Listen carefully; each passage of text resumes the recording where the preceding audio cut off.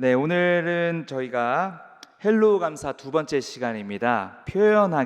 표현하기라는 제목으로 하나님의 말씀을 함께 나누도록 하겠습니다. 지난주에 처음 우리 수요 예배 감사 시리즈가 시작이 되었습니다. 그러고서 한 주가 지났는데 한번 제가 질문을 한번 드리도록 하겠습니다. 여러분, 한 주 동안 얼마나 감사하셨습니까? 여보세요? 여러분, 한 주 동안 얼마나 감사하셨습니까? 많이 감사하셨습니까? 네, 특별히 저는요 정말 인생에서 손에 꼽을 정도로 감사할 제목들이 있었습니다. 많은 분들이 또 기도를 해주시고 또 이렇게 응원해 주셔갖고 제가 아주 중요한 시험에 합격을 하게 된 것이죠. 참 이것이 저에게는 너무나도 큰 감사이고 또 감격이 아닐 수가 없었습니다. 근데 사실 이게요 처음부터 감사하지는 사실은 못했어요. 왜냐하면 시험을 준비하는 우리 담임 목사님께서 또 감사하게 한 주 동안 그것부터 헬로우 감사였네요. 그때부터 우리 담임 목사님께서 한 주 동안 공부에 좀 집중할 수 있도록 저에게 시간을 허락을 해주셨습니다. 그래서 이제 월요일부터 제가 공부를 시작하는데 아차, 이게 제가 잘못 생각하고 있던 거예요.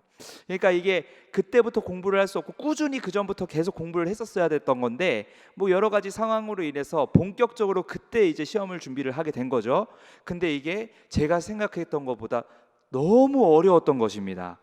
그래서 이제 모의고사를 풀고 막 문제를 푸는데 빗줄기가 막 이미 장마는 전주부터 시작이 됐었거든요. 자꾸 틀리고 이래갖고 이 한 번 짝대기 할수록 제가 마음이 무너지고 어느 순간 이게 내 심장을 그냥 이렇게 이런 한 주를 제가 보냈단 말이죠. 이 상황에서 어떻게 감사할 수가 있었겠습니까? 그래서 이거 큰일 났다. 이거 모든 분들이 합격하실 거예요. 합격하실 거예요. 근데 내가 교회 가서 어떻게 얘기를 해야 되지? 내 이름이 총명인데 이 시험 끝나고 이름을 뭘로 바꿔야 되지? 약간 이런 생각을 하면서 절망 속에 빠져있던 저의 모습을 제가 한 주 동안 조금 발견했던 것이죠. 근데 이제 어쨌든 기도를 하잖아요. 이제 기도를 하면서 매일매일 기도를 하면서 약간 내 마음속에 평안함이 생기는 거예요. 이게 근거 없는 평안함이죠, 어떻게 보면은. 근데 이게 내가 딱 가만히 기도를 하면서 생각을 해보니까 총명아, 너 이미 여기까지 누가 인도를 했니? 너가 전도사가 되고 신대원을 합격을 하고 이 아름다운 교회에서 사역을 할 수 있게 된 것들 다 너가 열심히 해서 너가 열심히 걸어와서 된 것이라고 생각하니? 아니다.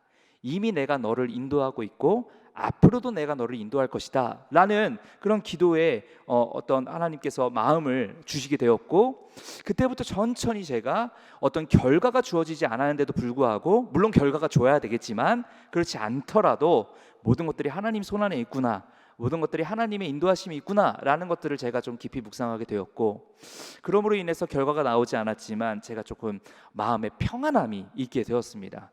이것을 이제 저녁에 어머니랑 같이 식사를 하면서 얘기를 나누다 보니까 어머니가 이렇게 얘기하시는 거예요. 총명아, 그게 은혜야 라고 얘기를 하시더라고요. 네, 맞습니다. 어떻게 보면 우리의 삶이 모든 것이 다 하나님의 은혜이고, 또 우리가 어떤 것도 하나님께 감사하지 않을 게 없다라는 것을 경험했었던 정말 중요한 한 주가 저의 삶 가운데 펼쳐져 있었던 것이죠. 사실 여러분들도 그러한 감사의 시간들을 보냈을 것이라고 생각을 합니다. 하나님께서 저와 동시에 여러분들과도 늘 친밀하게 동행하고 계시고, 또 하나님께서 날마다 그런 감사의 제목들을 여러분 가운데에 주고 계시고, 우리는 그러므로 인해서 오늘 말씀과 같이 감사를 표현하며 살아가야 될 줄로 믿습니다.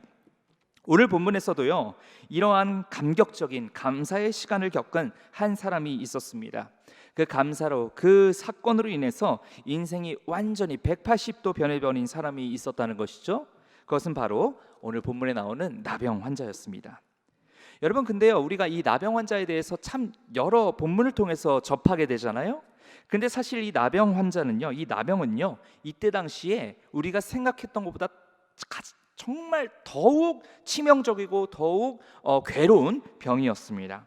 이 병은요 이때 당시에 사실 어떤 병과 견주어 봐도 사람들이 가장 걸리기 싫은, 걸리는 순간 마치 사형수가 된 것처럼 세상과 완전히 단절이 되는 최악의 병이었다는 것이죠. 약이나 또 치료제가 없어서요 대책 없이 얼굴과 몸이 썩고 망가지는 것을 스스로 지켜봐야만 했고요, 그로 인해서 사회생활은 물론이고 자기 스스로 생활을 하기도 힘들 정도의 병이 바로 이 나병이었습니다. 그렇다면 그렇게 나병에 걸렸을 때 이웃들의 동정과 도움이 과연 있었을까요? 아닙니다. 이웃의 동정과 도움조차도 없었던 병이에요. 왜냐? 당시에 이 나병이라는 것이 신에게 저주를 받아 생긴 것이라고 여겼기 때문입니다. 하나님께 버림받은 사람들이 걸리는 병이라고 생각을 했었어요. 뭔가 엄청나게 큰 죄를 저질렀기 때문에 하나님께 저렇게 저주를 받아 쌀이 썩어서 죽게 되는 병이다 라고 인식을 했다는 것이죠. 그래서 불결한 취급을 받아 마을에서 떨어져야 살아야 했고 그들만이 거주할 수 있는 곳에서 숨어 살아야 했던 그 병이 바로 오늘 나병이었다는 것입니다. 그들의 삶을 한번 생각해 보시죠. 상상해 보십시오. 얼마나 마음 가운데 그 패배주의에 젖어서 살아갈 수밖에 없었겠습니까? 그 가운데에 예수님이 갈릴리 사이로 가시다가 그들이 있는 마을에 들어가셨다는 것입니다. 그들과의 사건을 통해서 오늘 우리에게 가르쳐 주시기 위해, 하나님의 뜻을 가르쳐 주시기 위해 2000년 전에 그 나병 환자들을 만나 주신 것입니다. 오늘 12절 뒤 내용을 살펴보니까요, 10명의 나병 환자들은 민간인들과 함께 있지 못했었던 것들을 확인할 수가 있어요. 17장 12절 한번 읽어보도록 하겠습니다. 시작. 한 마을에 들어가시니 나병 환자 10명이 예수를 만나 멀리 서서. 아멘. 단지 이 나병 환자 10명의 나병 환자들은요, 이 마을에 예수님을 보러 몰린 그 무리들에게 가까이 갈 수가 없었어요. 왜요? 가까이 가면 저주를 받고 돌 맞아서 죽을 수밖에 없었던 상황들이었기 때문이죠. 그래서 어떡합니까? 멀리 떨어졌습니다. 그들 사이에서 멀리 떨어져서 소리를 높여 예수님께 외쳐 불렀다고 합니다. 제가 유초동부 우리 준수 학생이 여기 있지만 제가 유초동부 사역했을 때는 거의 드라마 하듯이 이렇게 설교를 했었어요. 제가 여러분들을 오늘은 유초동부다 생각하고 제가 이렇게 따라해 드리도록 하겠습니다. 어떻게 나병 환자들이 예수님께 저 멀리서 부르짖었냐? 어떻게 했냐면, 예수님이요! 저를 불쌍히 여겨주시옵소서! 저를 좀 살려주시옵소서! 이렇게 하면 애들이 이러고 있었거든요. 여러분, 어떤 상황인지 좀 아시겠어요? 얼마나 그 부르짖었는지, 얼마나 간절한 마음으로 부르짖었는지 여러분 아시겠습니까? 저도 지금 짧게 얘기했는데도 목이 쉬고 있습니다. 지금 나병 환자들은 어떤 외침이었냐면, 우리는 이 글로밖에 확인할 수가 없겠지만 그들의 상황을 한번 살펴보시죠. 패배주의에 젖었던 사람들이, 사람들과 멀리 떨어져 살았던 사람들이, 죽은 듯이 살았던 그 사람들이 이 병을 고칠 수 있는 예수님을 만난 겁니다. 예, 얼마나 간절했겠습니까? 얼마나 급박했겠습니까? 그죠? 그렇게 나병 환자들은 예수님께 외쳐 불렀습니다. 예수님, 우리를 불쌍히 봐주세요. 도와주세요. 고쳐주세요. 이것은 간절한 외침이었다는 것입니다.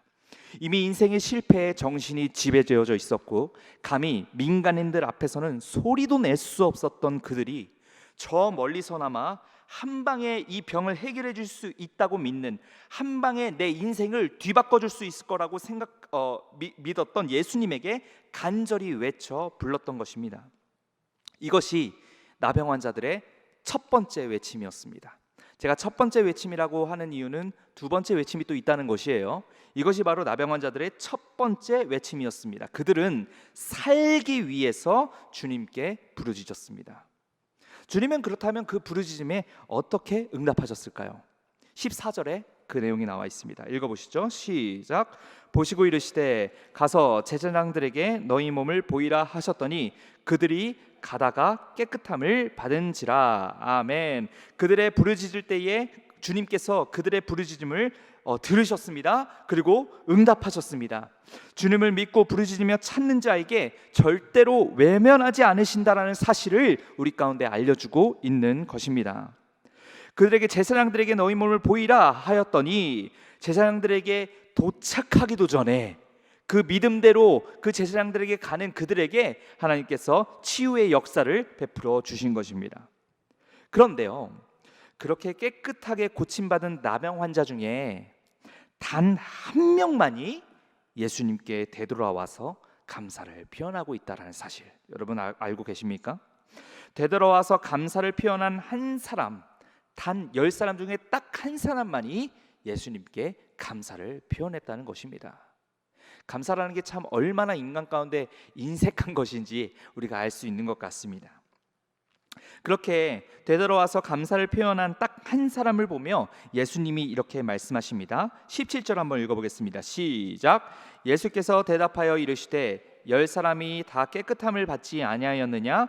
그 아홉은 어디 있느냐? 여러분, 이것이 오늘 제가 이 말씀을 통해서 여러분과 함께 묵상하고자 하는 마음입니다. 나머지 아홉은 어디 있느냐?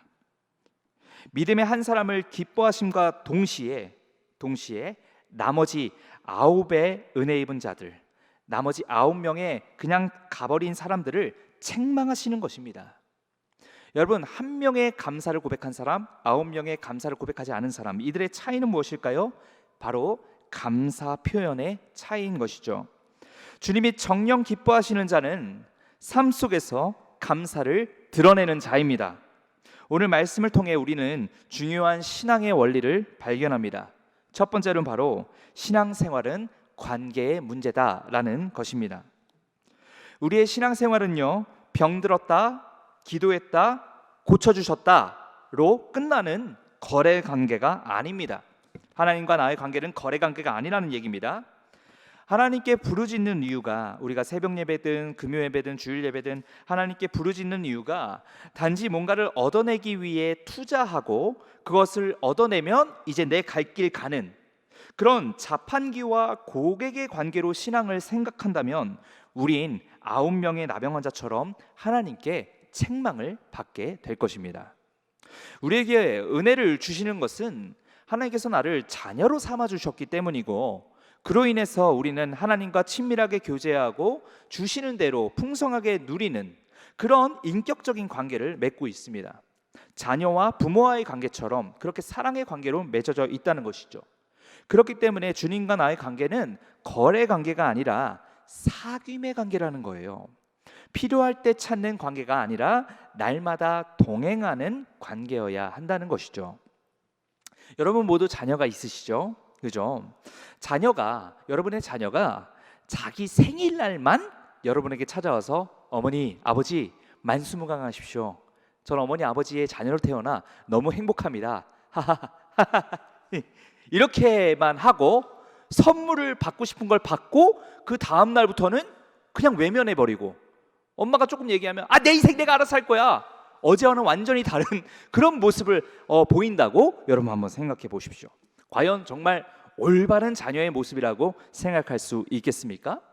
아니죠. 당연히 사랑하는 내 자식은 여전하지만 그게 잘못됐다라는 것을 알려주지 않겠습니까?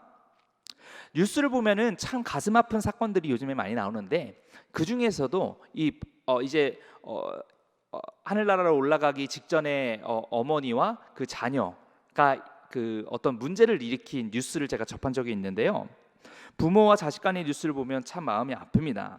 몇십 년 동안 한 번도 엄마를 찾아오지 않은 형제가 있었어요. 근데 이제 거의 몸이 많이 이제 연로하셔갖고 거의 이제 돌아가시기 전에 이제 요양원 병원에 이제 입원을 하게 되셨습니다. 근데 그 형제들이 갑자기 며느리를 대동하고 나타난 거예요. 그래서 갑자기 이렇게 병간호를 막 하고, 어머니 그때 참 좋았는데요, 어머니 기억나시죠? 막 이러면서 굉장히 잘해주더랍니다. 근데 이게 나중에 보니까 그 어머니에게 땅이 있었던 거예요. 그래갖고 그 형제들이 이제 그 땅을 쟁탈하기 위해서, 마치 가나안 땅 쟁탈 전쟁처럼 그 땅을 쟁탈하기 위해서 몇십 년 만에 찾아와 갖고 그렇게 잘 해주고, 그 다음에 이제 그 땅을 좀 얻으려고 이렇게 했던 거라는 것을 제가 뉴스를 통해 본 적이 있습니다. 그들이 몇십 년 만에 어머니에 찾아와서 자녀의 그런 도리를 했던 이유가 어머니 소유의 땅이 있다는 사실을 알고 그것을 얻어내기 위해서 그랬다는 것이죠. 대체 무엇을 위해서 효도를 하는 것입니까? 그죠? 올바른 자녀의 모습이라고 얘기할 수가 없겠죠. 부모에 대한 사랑이 아니라 자신이 원하는 것을 얻기 위해 자식의 역할을 하는 모습이 과연 올바른 자녀의 모습이냐, 이것이죠. 아니라는 것입니다. 그런데 여러분, 이러한 참 어떻게 보면 입에 담기도 참 깨름직한 그런 사건들이 있잖아요. 그런데 오늘 본문에서도 주님은 이와 같은 사람들을 지적하시고 책망하시는 겁니다. 너희가 나에게 부르짖는 이유가 대체 뭐냐? 단지 나를 자판기로 생각하여서 너희들이 부르짖으면 응답하고 응답 받으면 나랑 관계없는 것처럼 살아가는 게 과연 올바른 신앙생활의 모습이라고 생각하느냐? 라고 저와 여러분들에게 이 말씀을 통해서 이야기를 하고 계시는 것입니다.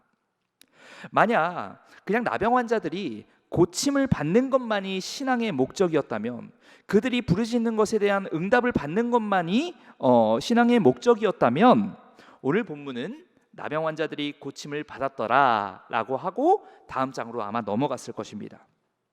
그런데 성경은요, 여기서 끝나지 않았다는 것이죠.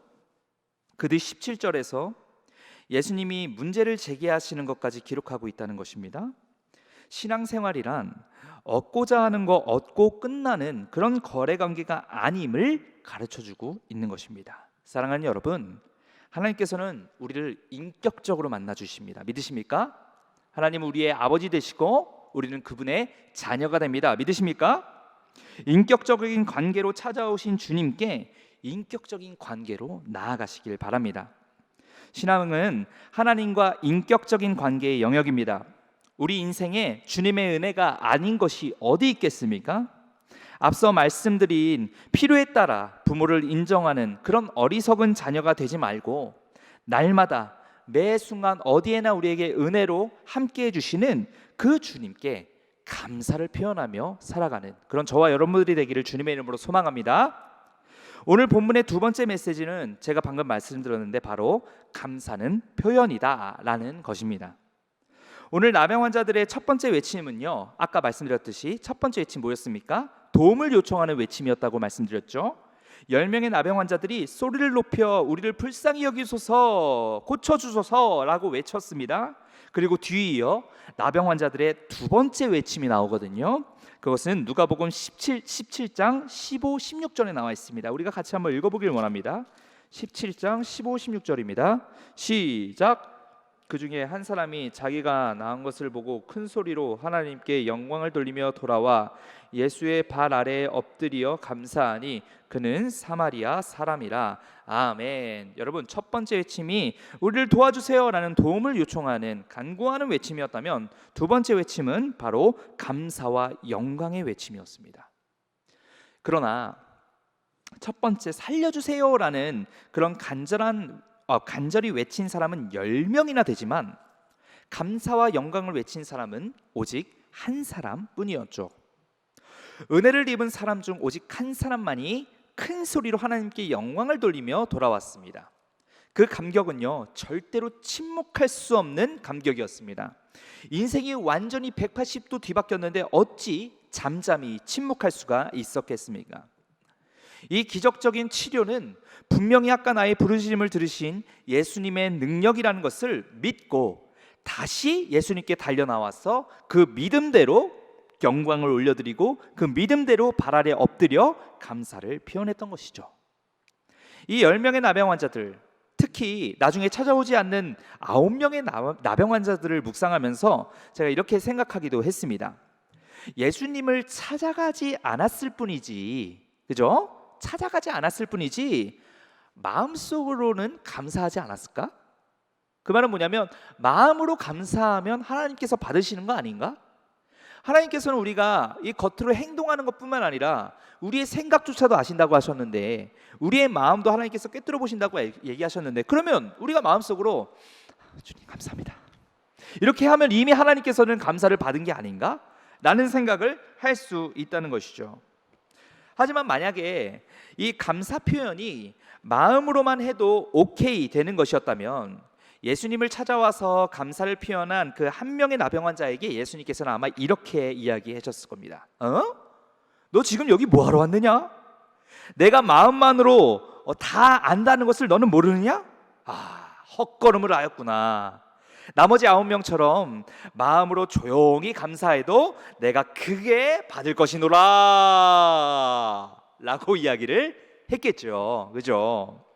물론 다 우리의 마음 다 아실 수 있습니다. 다 아십니다.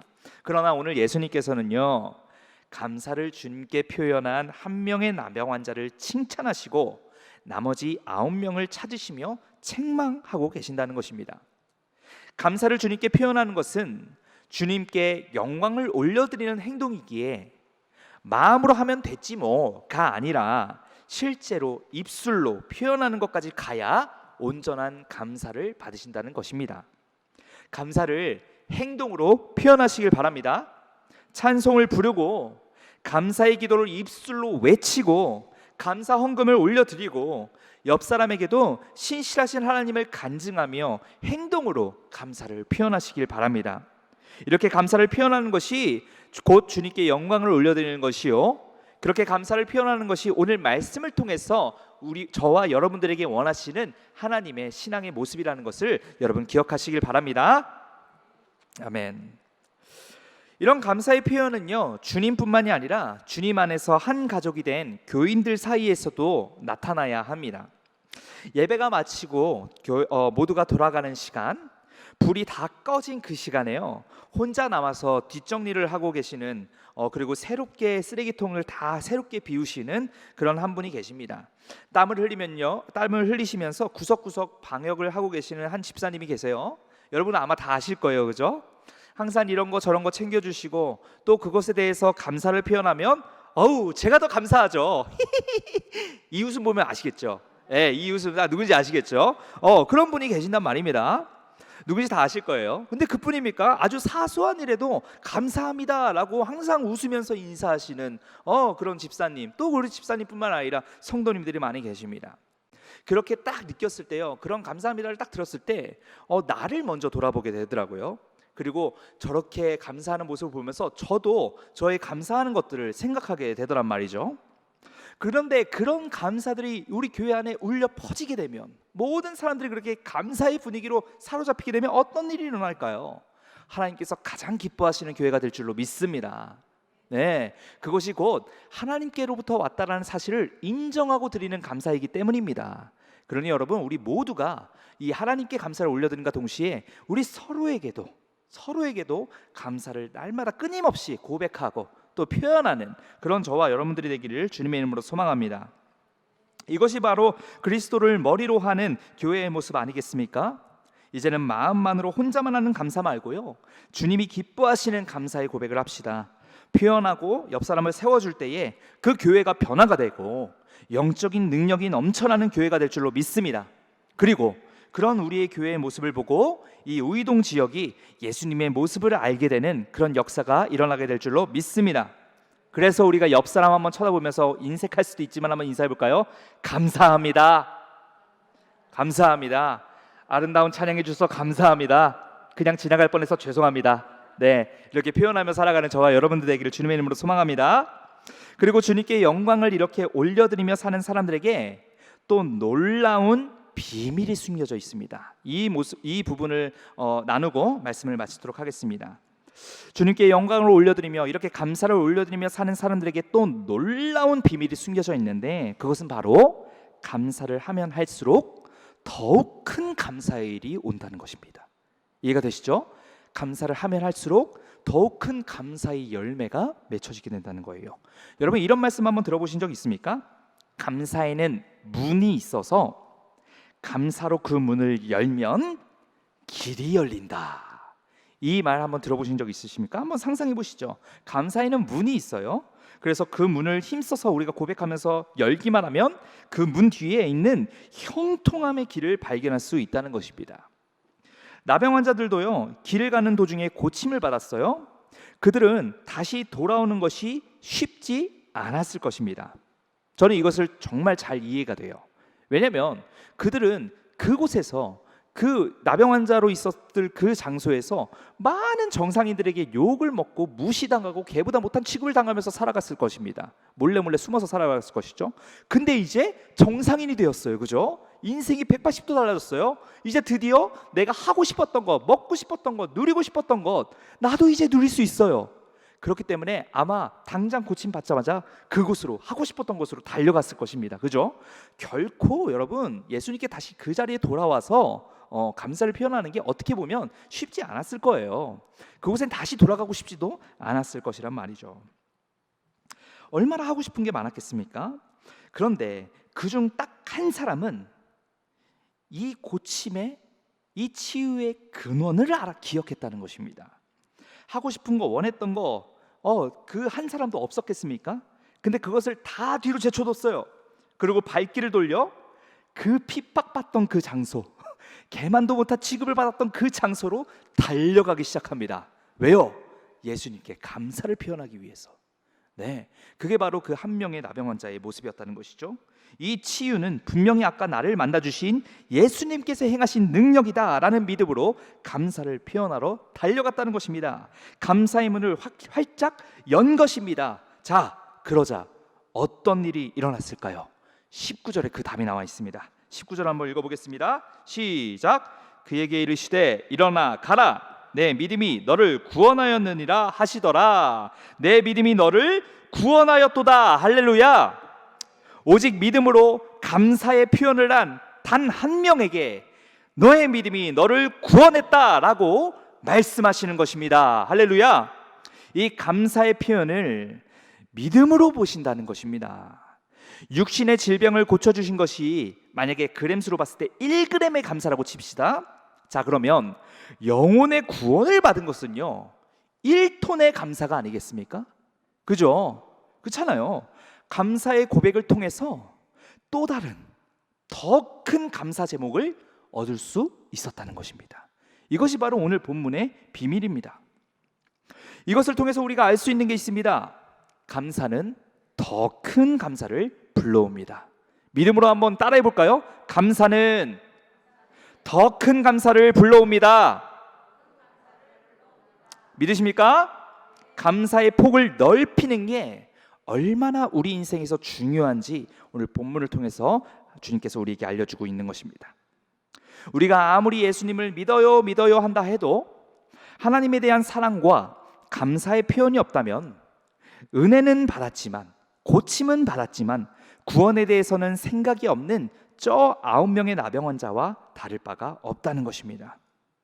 구할 게 있을 때는 부르짖으며 기도해도 정작 받고 나서는 곧장 주님을 잊어버리고 떠나는 자들이 아니라 구원에 이르는 믿음의 감사를 올려드리는 것이 바로 예수님께서 기뻐하시는 믿음의 모습이 아니겠습니까? 고통스러울 때 우리는 어떻게 해야 됩니까? 생각해보면 우리가 이렇게 감사에 대해서 많이 듣긴 하지만 실제로 우리 앞에 놓여진 상황 가운데서 감사의 제목보다 슬픔과 절망의 제목들이 더 많이 있다라는 사실을 저는 잘 알고 있습니다.